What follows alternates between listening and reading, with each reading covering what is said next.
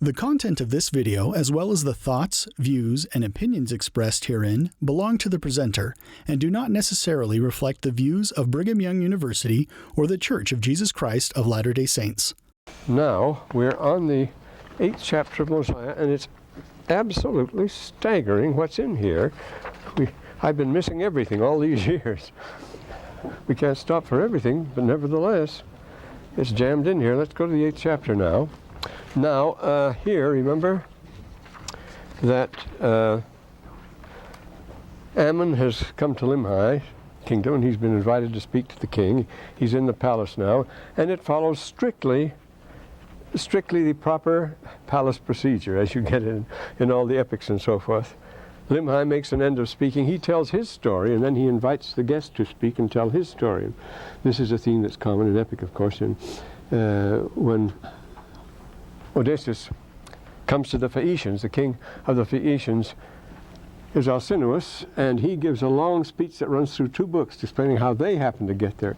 And then he says to guests, as he's about to leave at the beginning of the 9th book, he says, "Now tell us your story." And so Odysseus starts out, I am Odysseus the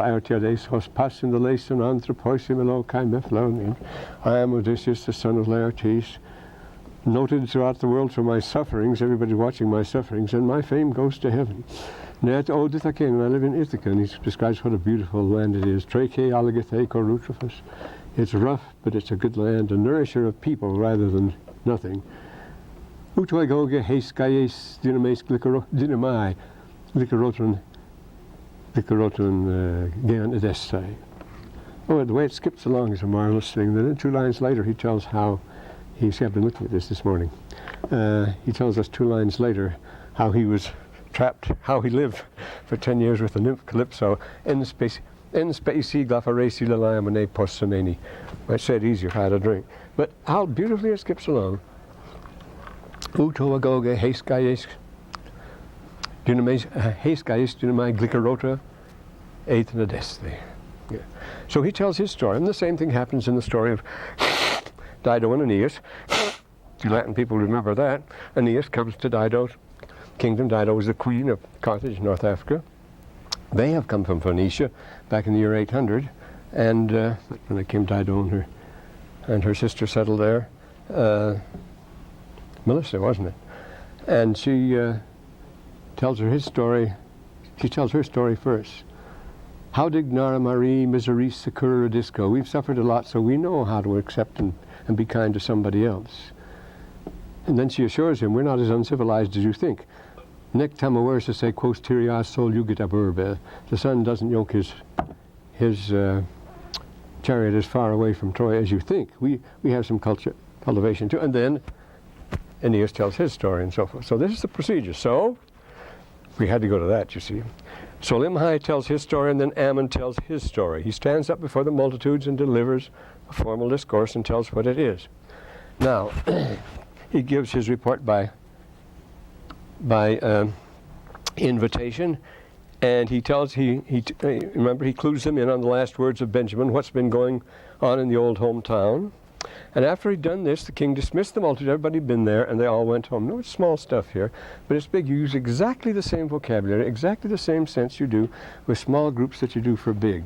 I've been thinking about the Hopis, and it's so very true. Everything they say here, I have reference to them, their migrations, their cities, their wars, and so forth. So much like this. Well, it happens now that Limhi's people had kept a record of a minor migration. These people are always migrating, always meeting, joining, separating, fighting, and so forth. This is the story, and they keep records of it, too. That's the 4 Hopi stones. I'll mention that later, because I'm one of the very few people that ever seen the real one, the big one, and they showed it to me on 2 occasions.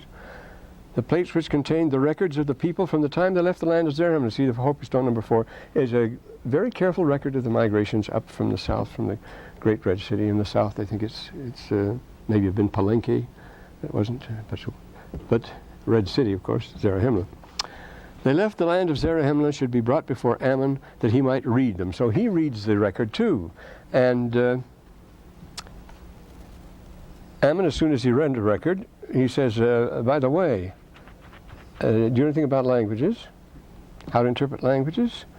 And the king said to him, well, tells them the story about the plates, how they got these 24 plates he wants them to read. Where was this land of many waters? Was it the Great Lakes country, which is great in metallurgy, because they found all these breastplates of bronze and so forth. They found them there. And it was great copper works, remember, way up around that, not just the Mandan country, east of that, around the Great Lakes, has been found prehistoric metalwork in great abundance. They mined those iron and copper mines up there in prehistoric times. But he tells us how it happened. Desperate for relief, the king was, the 7th verse he tells us that, said unto him, being grieved for the afflictions of my people, there are all we could take. Let's go back and see if we can get some help from the old country. They're going back and find Zarahemla, but they've been gone for three generations now. Would they be able to find it? And he looked to Zarahemla for aid, the mother city, which colonies always do. And then he said to him, by the way, can you read these things? And incidentally, the interesting thing about these people who have kept their records and their legends and so forth, you can check them because they left their marks everywhere. That's what these glyphs are. The tribes have their particular marks. And they cover vast distances. They don't think of anything of crossing the country. When first here, during the 40s and 50s, all our Navajo and Hopi students, they would walk home and think nothing of it, to walk back to northeast Arizona, rather, and to New Mexico. They'd walk home for vacation and walk back again. They could get rides too, but they thought nothing of walking. So these people really cover distances in this. So don't worry about Book of Mormon geography. I'm not going to worry about that or even talk about it, because it's endless points of argument. Well, they took a journey, 43 people. Now, that's the size of a company, of a troop, you see, and to find the land of Zarahemla, and instead of that they found where the Jaredites had been, and among many waters with the ruins of buildings and the 24 plates of pure gold. And he says, can you translate them? Now we come to the mystery of language. What do you mean translate them? Translate them in general? See, I've been writing some stuff down there. Some people can actually have that gift. You have that gift. Canst thou translate? Well, what do you mean? Which languages? Translate how far and so forth. Well, there are people who can do that. George Smith did it at the British Museum. He could read Babylonian tablets before anybody could read them. He just knew what was on them, and it turned out he was right when they finally deciphered them, because he just stacked hundreds of them in the British Museum. The same way with Llewellyn Griffith. He could read Meroitic, the Book of Mormon Egyptian. Nobody else, his students couldn't. Nobody's read it since, but he could do it. We know now because we have parallel text and so forth. Some people have this gift. And as a matter of fact, just last week, there was a remarkable manifestation of gift of tongues in the Provo Temple. I won't go into that. My daughter and son-in-law were there, and it was most astonishing what happened. Oh, by the way, we have papers.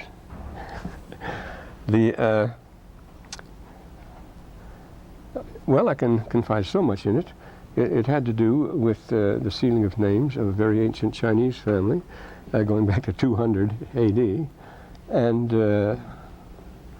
my son-in-law and daughter had just got back from China. They had to on a short assignment back there, and they picked up these names and got permission overnight to do the work. It was very unusual. They just sent it right, because these were very important people. But anyway, it was Cantonese. Nobody speaks Cantonese. Mandarin is what everybody learns in Chinese, but Cantonese is vicious, you know, they can't do it. And here this little old man from Provo, never been out or anything else, had this long list of Cantonese names to read off. Now, I was there when they did the work for a lot of Illyrian or Dalmatian royalty, the coast, the Croatian coast there. And the sealer was a professional linguist, and he had an awful time with those names. But this man read off these long, at least 3 parts to each name, these long Cantonese names, without one slip, in a perfect Cantonese accent, without one moment's hesitation. That was a remarkable demonstration. I couldn't hope to do it in a million years, a thing like that. Well, but there was much else happened besides that. We won't go into that. It was quite a session. We have them every once in a while. There is such a thing then as gift of tongues. It comes and goes. Those who deal with languages know that's so. It depends more largely on faith than anything else. If you lose your faith and confidence, the page will be perfectly blank to you. The days when you've had a good sleep and feel gung-ho, it's easier than English. You say, why did I ever stop at this? It's the way it goes. And they want to know the cause of their destruction. What can this tell us about destruction? Notice always that theme in the Book of Mormon. How do people get destroyed and so forth? And then Ammon explains this business about seers. I can assure you, King, that this is a gift from God. You see, we know a man, that's back home, of course, that's Mosiah, who has a gift from God, and he can interpret. And all things, and the things are called interpreters. Well, the gift, of course, are the Urim and Thummim of ancient date, and no man can look at them except he's commanded, and he should look, but ought not, he should perish. Very dangerous, lots of power. Whoever is commanded to look in them is called a seer. And behold, the king of the people who are in the land of Zarahemla, he has the high gift. Now, it's very interesting. The oldest and highest office held by the Pharaoh was that of the Ma'weru, means the great seer or the greatest of seers. The title appears in both ways, the Ma or Ma'a and Weru, the great seer. Well, you write it this way. But these things are the two stones he sees to see with. He was the high priest of Heliopolis, the oldest, the original center in Egypt. The high priest of Heliopolis was the On of the Bible. On, as the name shows, it was the ancient observatory, and he was the great seer, the great observer, the great seer, in which he saw everything. But he did with these two stones. I say that's the oldest title that Pharaoh has, and it's the great seer of Heliopolis, because he has the gift of seers and the two stones and so forth. It's an old tradition. It's quite one, and that's what he's referring to here. And it comes us up in a very striking way in the Book of Ether, which comes later on, which is archaic. A seer is a revelator. A gift is greater no man can have. A seer can know, notice, things that are past and present and future, things which are to come. As Homer says, Aneropolos ocharistus, hos eden, ta desomanai proteonta, no, todeonta, todesomanai prodeonta, of things that are, of things that shall be, and things that were. The greatest of seers, ocharistus, means the best, the most competent, the ablest. Aneropolos ocharistus, hos eden, tadonta, tadesomanai proteonta, the things that are, the things that shall be, todesomana, proteonta, and the things that went before. So that's the gift of the seer. He knows all these things. And notice, this knowledge is a great blessing. Hidden things come to light, things that are not known, things that may be known to them, things shall be made known by them, otherwise they could not be known. This knowledge, of course, it's by revelation, and it comes through faith.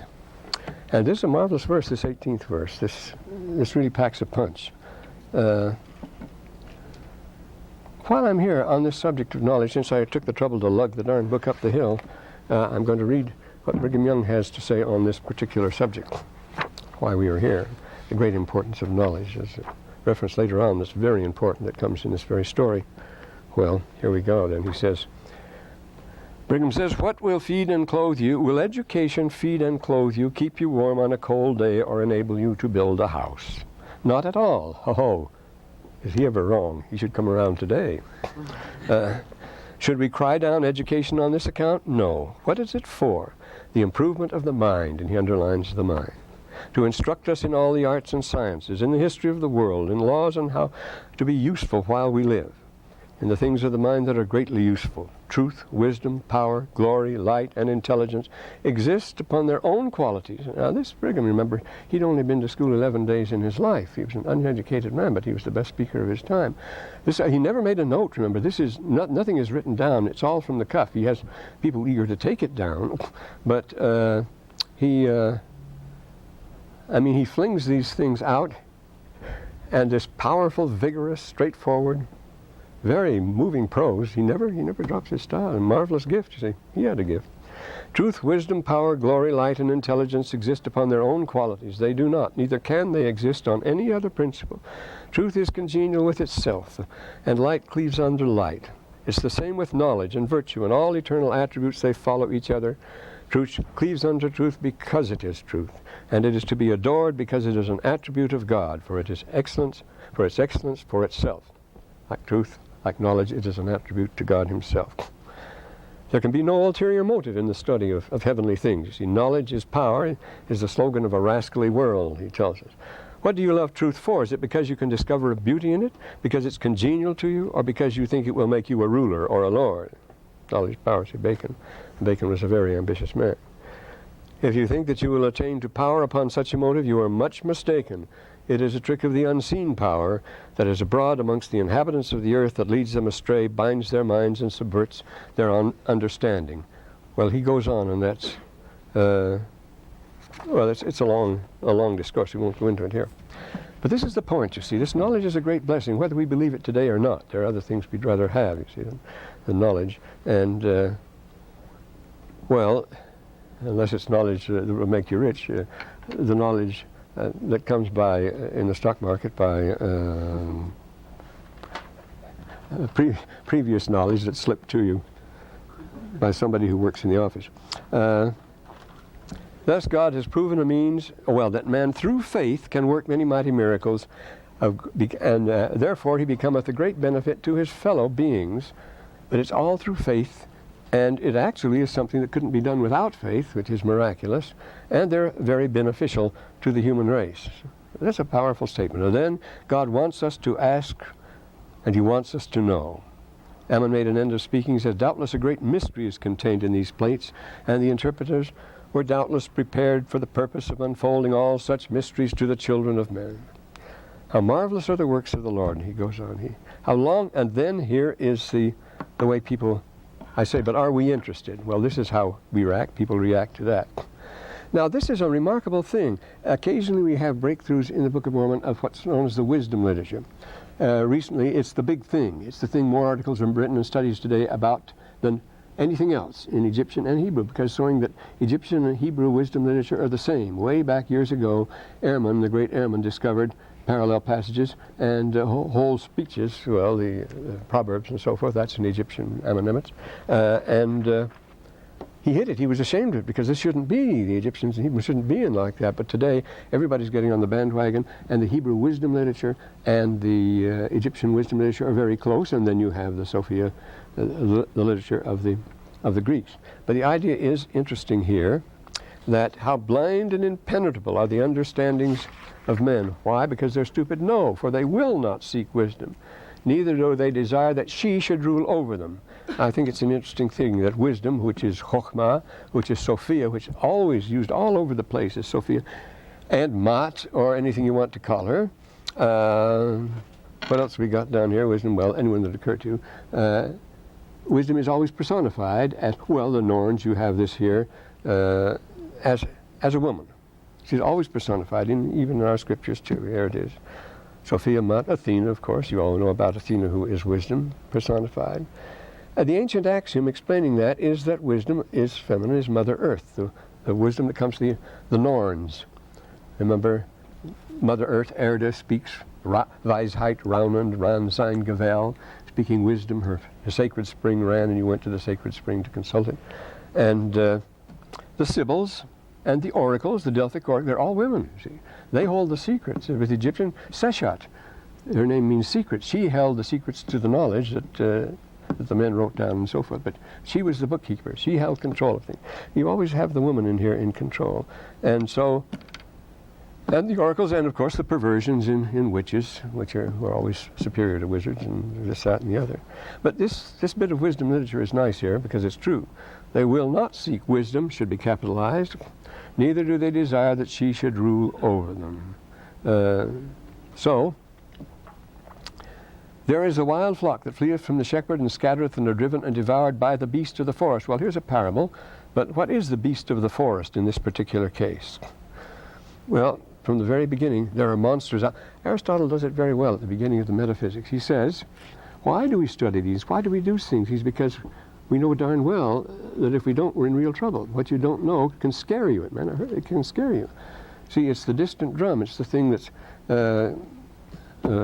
what's his name? William James defined intelligence as the ability to react to an absent stimulus. See, a bug, if you touch it, will react, or a mouse, or anything like that. But a person who thinks he reacts to an absent stimulus, that's his, he can hear the rumble of a distant drum. He can hear the danger of the floodwater up the animals have that gift too. They have it instinctively, some very remarkable cases. But in these cases, the idea that the beast is waiting for you out there if you don't, the beast of the forest. See, this goes back, you might say, to prehistoric memories. It's an atavism, so to speak. The there are monsters out there, and in prehistoric times they were monsters, and they live on in fairy tales and so forth, in the gnomes and the trolls, and Tolkien capitalizes on it, and the ancient folk tales and so forth. That if you don't, well, he says it's what seek for knowledge is really the fugae apotes. What does he use the word for ignorance? Agnosia. It is agnosia. It's flight from ignorance. You're scared of it. It's like ignorance is something like pushes on you on all sides, and a suffocating. Say an airbag or a fog or something. Yes, you have to keep pushing it out all the time, because you're in danger if you don't. And so this knowledge is very important for survival. It's survival value. If you don't pay attention to things, it may be the end of you, and this has happened again and again. And of course today we're not paying attention to a lot, and this says here, they don't seek wisdom even when she should rule them, and the beasts of the forest are waiting for them there. They fleeth from the shepherd. The shepherd could give them good advice and take care of them, but they run away, they know best themselves, and they destroy themselves by this agnoria. That's what he calls it, agnoria. That's right, ignorance. Now, so then the next chapter we have a flashback. Notice it has a title. The Record of Zeniff, the account of the people from the time they left the land of Zarahemla. In Omni 15, 15th verse of Omni, you read about how they left. Remember how they went out and left Zarahemla. And the record of Zeniff, and he's the third generation after they left Zarahemla. And they were trying to go back to the land of Lehi Nephi.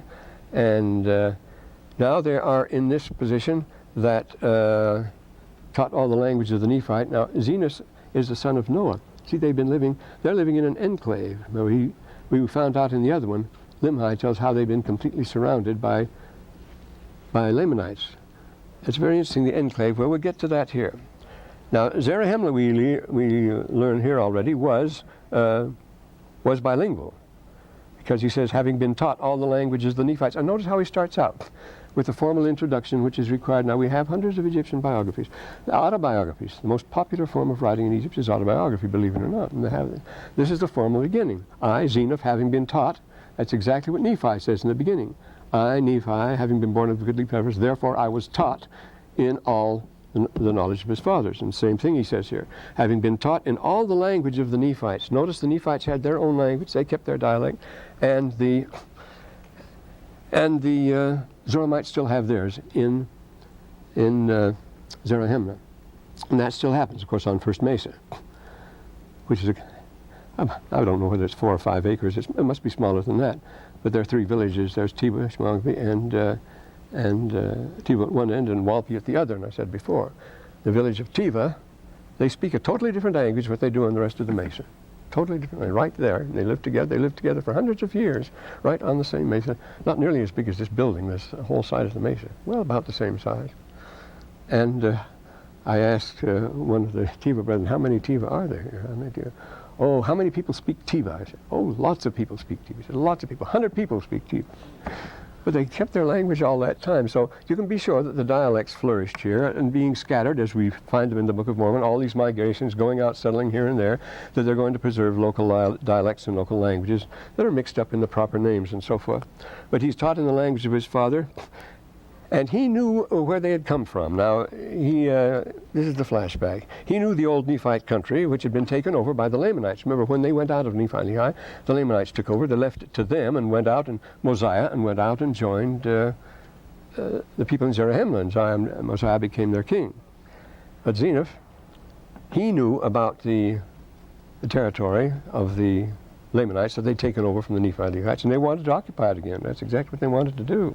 We find out. Notice he says, the kings wanted that one of the very few cases when the Nephites are aggressors here, Nephite, they're Zoramites actually, wanted that our army might come upon them and destroy them, and he was sent as a spy to spy out the land, so finding that. And then we find out this land after Nephi's departure, I say, others were absorbed into the Lamanite people, and after Mosiah's demise.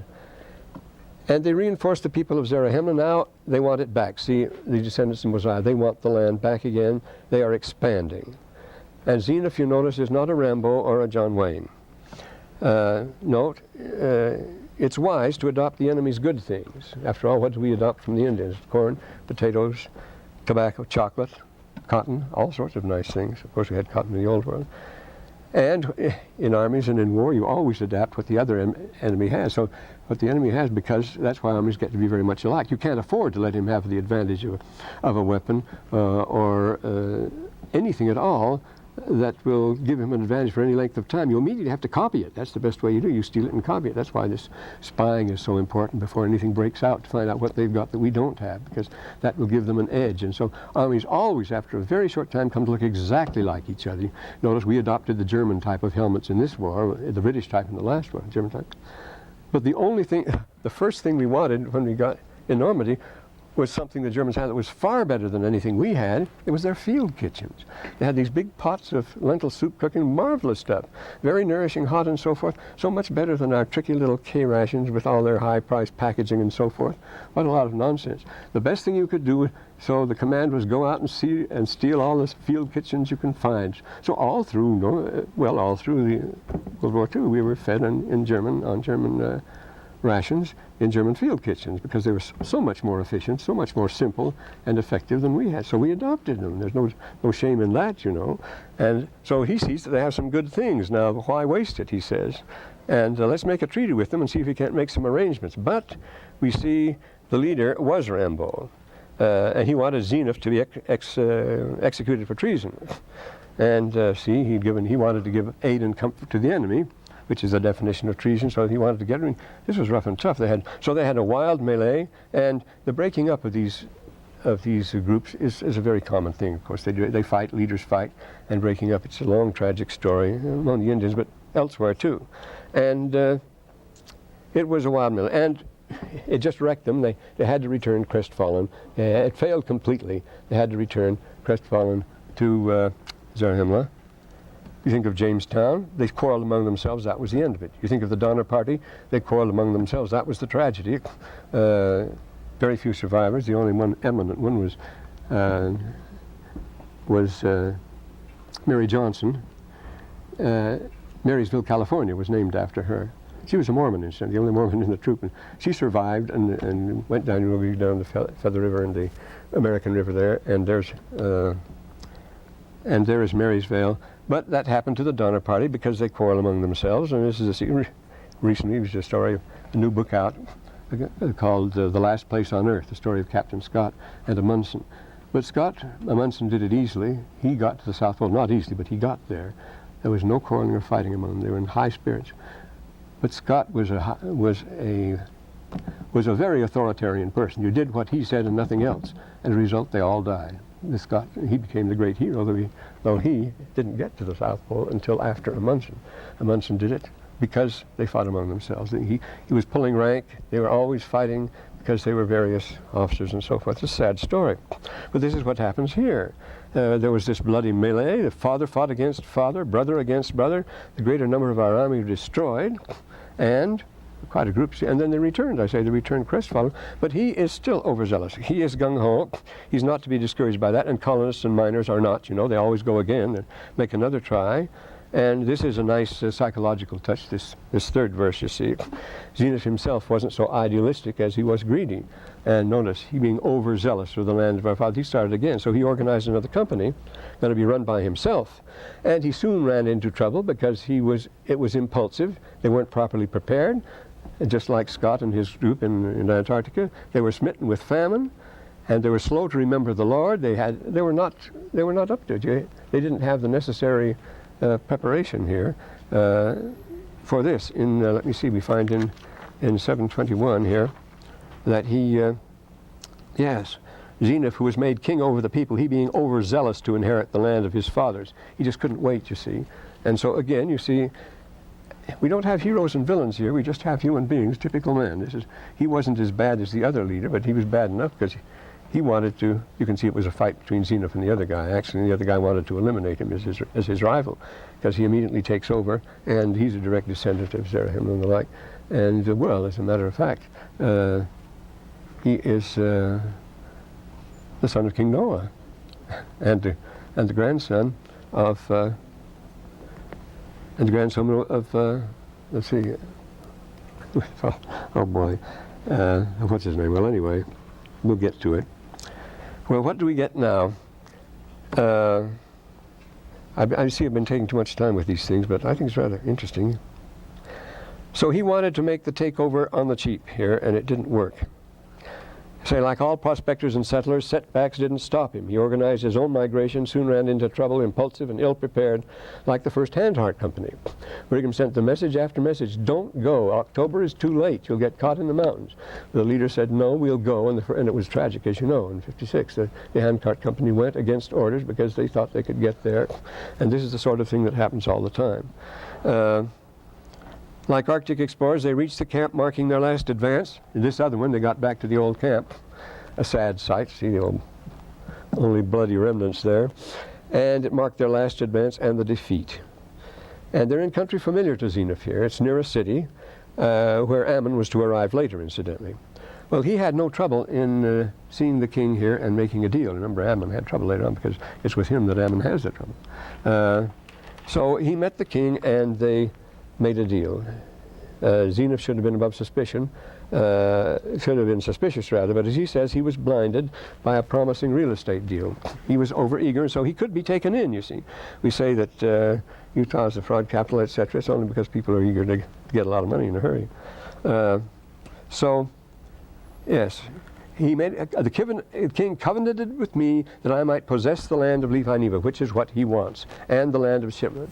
He commanded his own people to depart. Now that's a funny thing. That should have made him very suspicious. See, could take over, but we see, and that was a common procedure in ancient times, incidentally, to move out and make way for other people to occupy. Oh, a classic example of that is in Cedar's Gallic Wars. The Gallic tribes were doing this all the time. They were big outfits.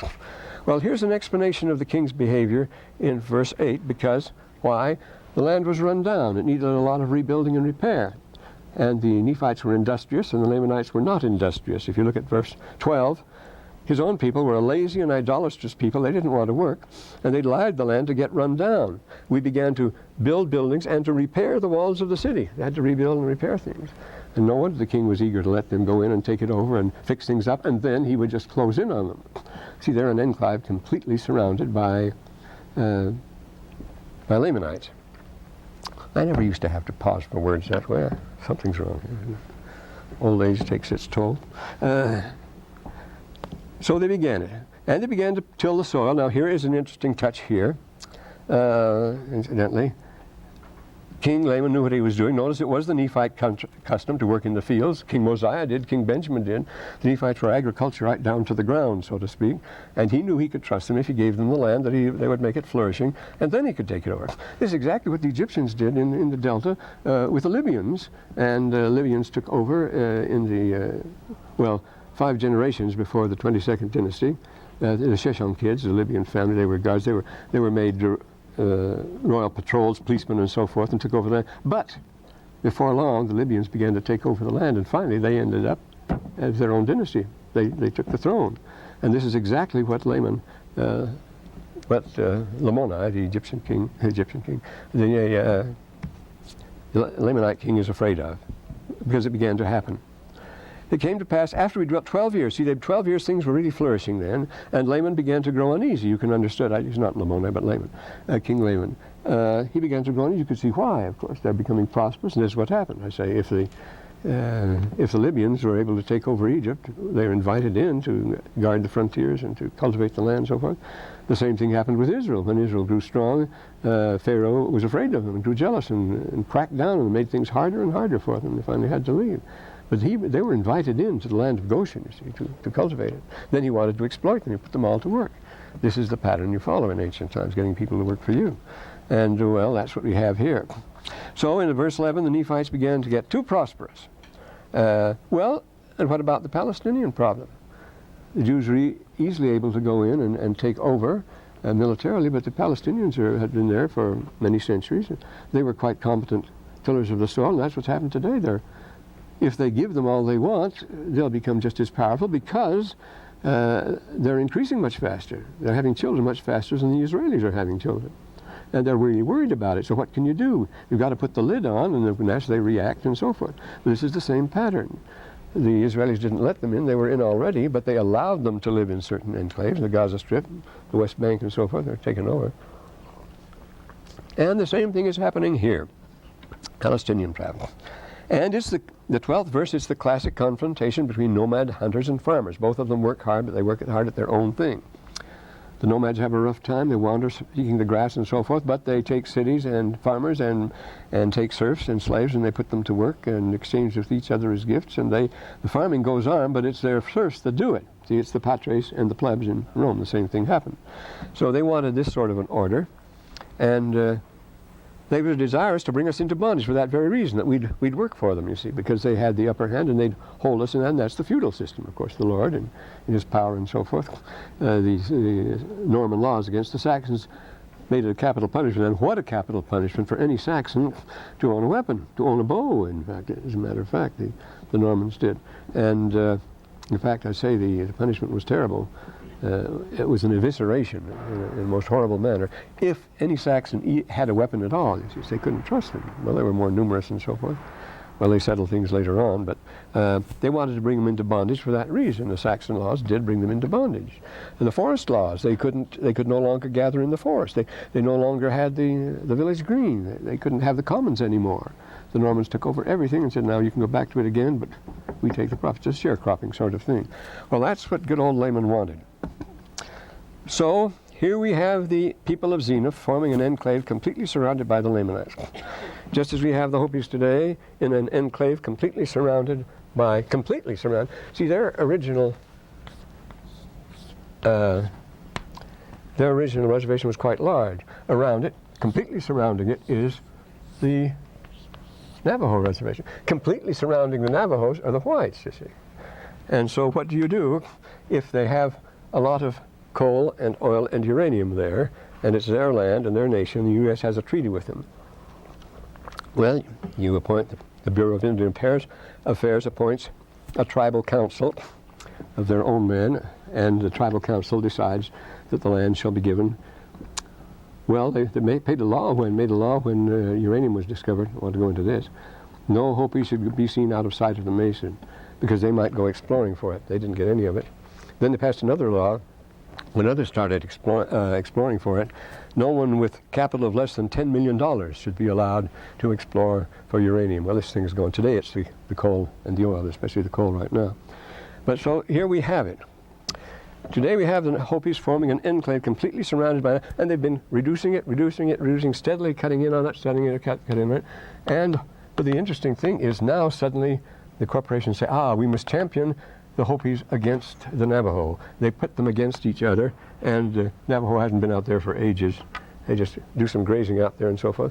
So they put them against each other, they put them to fighting, and this has been going on in the courts, the claims of the Navajos. And of course it's because they're going to prove that they're both incompetent of governing and so forth.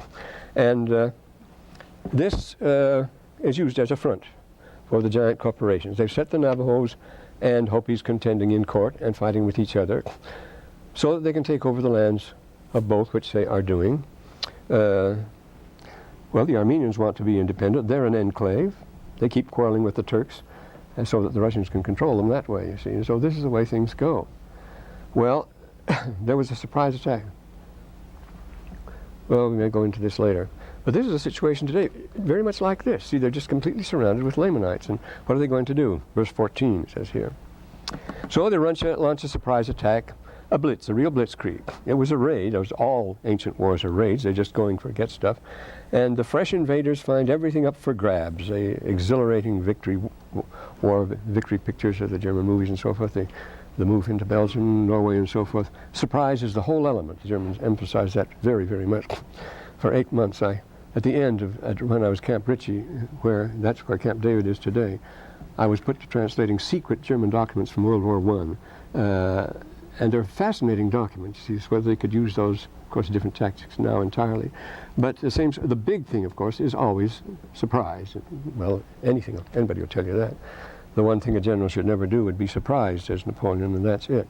But there's a surprise attack, and the fresh invaders came in, numerous hosts all at once. They attacked in force. Didn't mess around, you see.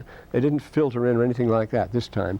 It was a real blitzkrieg, and it hit them all at once, unexpected, caught them in the fields and their flocks.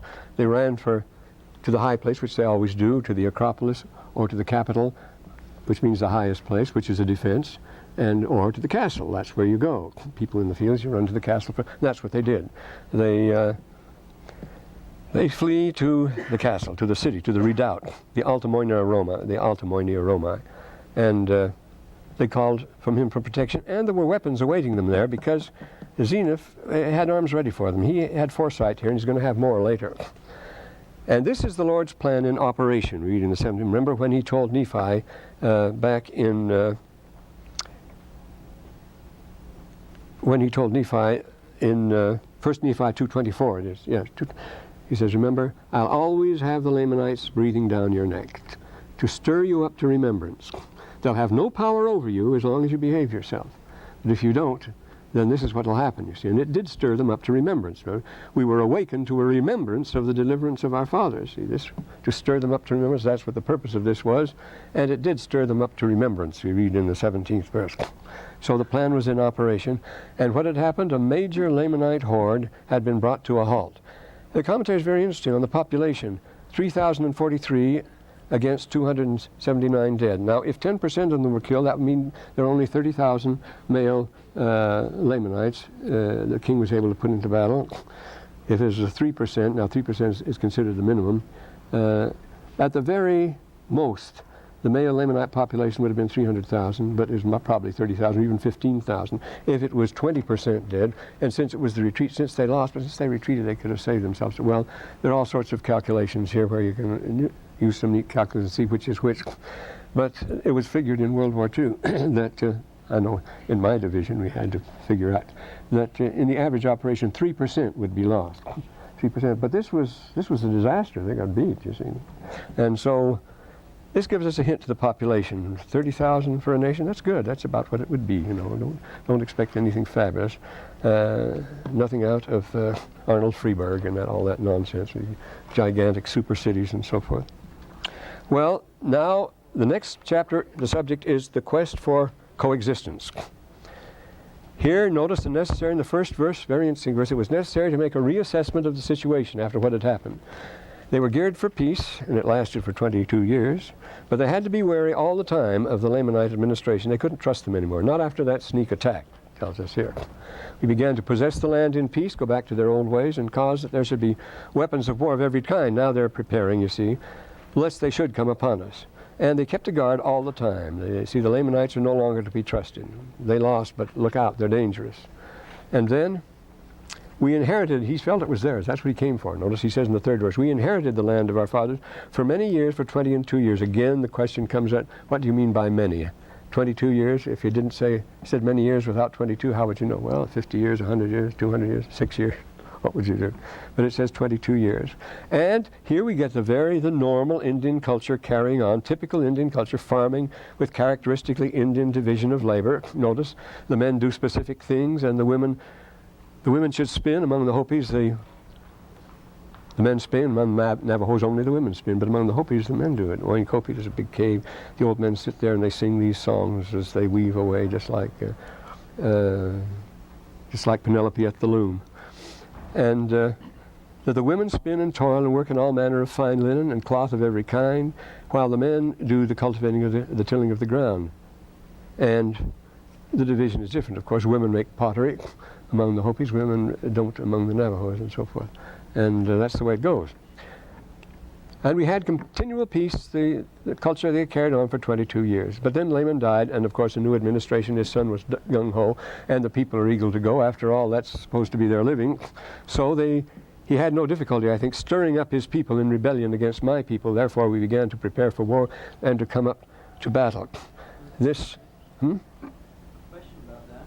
When he said stir up the people in rebellion, he used the word rebellion.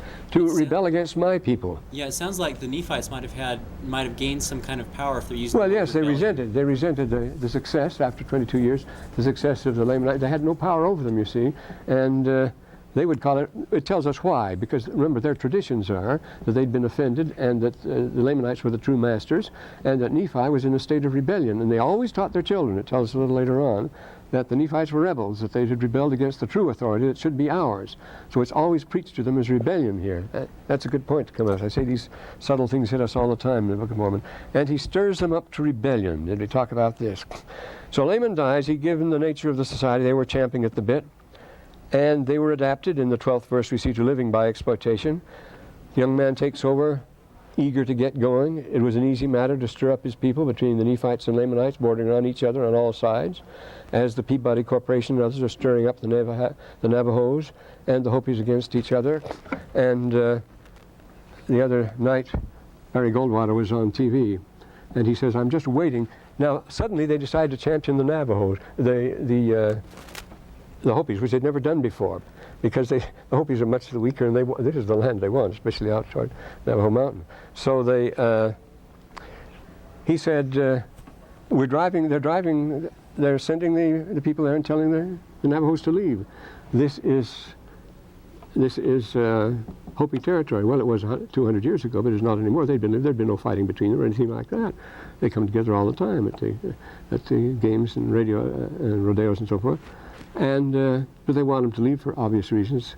So we're going to favor the Hopis so we can drive the Navajos out. We're going to say, oh, you're on Hopi land. Well, they're not, but they're going to. And he says, I'm just waiting for one of them to take one shot, just one shot, make my day, see.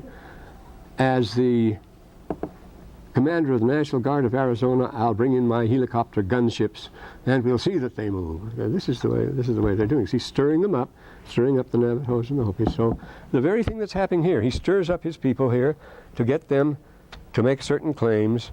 And the 8th verse here, and this is what happens. 4th and 5th verses here. Stirred them up to rebellion against my people. But he'd sent out spies and caught on, so forth. The time is up now. But see, this sort of thing goes on. It's that the Book of Mormon should still be going on and still be relevant, and still the same people which we thought had disappeared into nothing. These resurgences are strange, you know.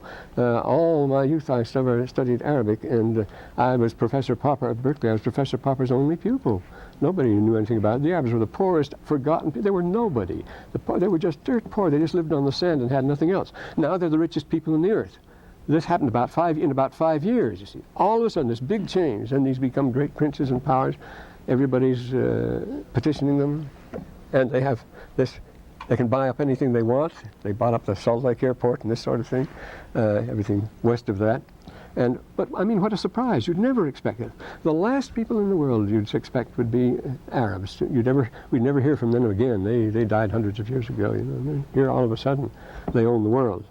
So these things are still relevant, happening, though they seem to be happening on a very small scale down there to these people. But it is very serious what's happening anyway, and the Lord knows what's going on. Well, I don't know whether we should go on bit by bit, but the Book of Mormon is really worth considering in this regard. And, oh yes, people say, what should we read in this course? Well, there's plenty to read here, and as I read that passage from Brigham Young, you want to find out for yourself.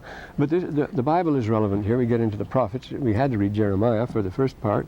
Now, Isaiah is going to be extremely important later on.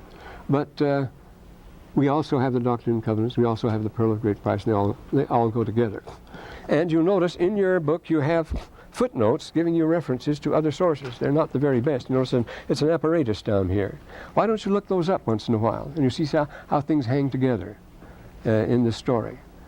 And because they'll mention Bible parallels, they'll mention Doctrine and Covenants, and the Pearl of Great Price, and so forth, and other passages in the Book of Mormon. Here I see he's quoting John 13:13, 3 and 3, and Titus, and then 1 Nephi.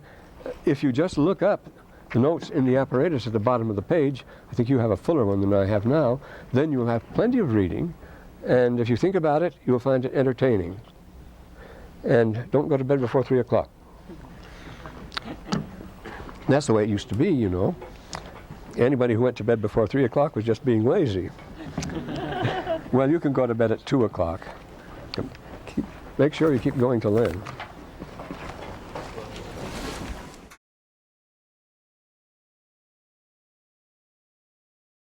I don't like running a mile in this weather. You get tired out. I have to go a mile every day to get here. No car. Thank heaven for that. Well, this is the Book of Mormon. This is this one. These others are really nice. Can you sign this? I guess one more. Remember, we've reached the limit with the last one, but there was. Always fit one more. Well, one more, yes. One more. We had. Please. All right, we'll just take two more. That's right. We'll take two more right now. Wait, let's put it here.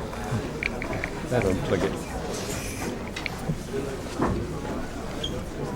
How do you feel wearing that speaker on? I don't like it at all.